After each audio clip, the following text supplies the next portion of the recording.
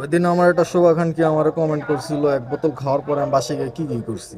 তো প্রথমত আমি আপনাকে বলতে চাই আমি বোতল টোতল এটি খাই না, ঠিক আছে। আর যদি কেউ কখনো জোর করে খাওয়াই দেয় তখন তো আমার মধ্যে একটা ক্রিয়েটিভিটি কাজ করে। যেমন তো ওই দিন রাতের 1টা 2টা বাজে আমার হঠাৎ ঘুম ভেঙে গেছে, এমন খিদায় ভাবলাম চলেন একটা ক্রিয়েটিভিটি করি, কিন্তু ফ্রিজ খুলে কোনো কিছু পাই না। এক বাটি মাশরুম, একটা মিক্সড নুডলস পাইছি অনেকক্ষণ।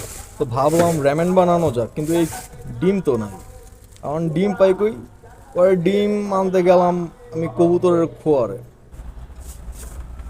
কি রে, ডিম নেই রে? ডিম ডিম ডিম পারো না? ইয়া দিয়ে কবুতরের কোনো ডিম পায় না। পরে একটা এপ্রেন পরলাম, শেফের মতন সাজলাম, তারপরে এই 2টা ইনস্ট্রুমেন্ট আছে আমার কাছে, এখন এগুলো দিয়ে আমার ক্রিয়েটিভিটি দেখাইতে হইব।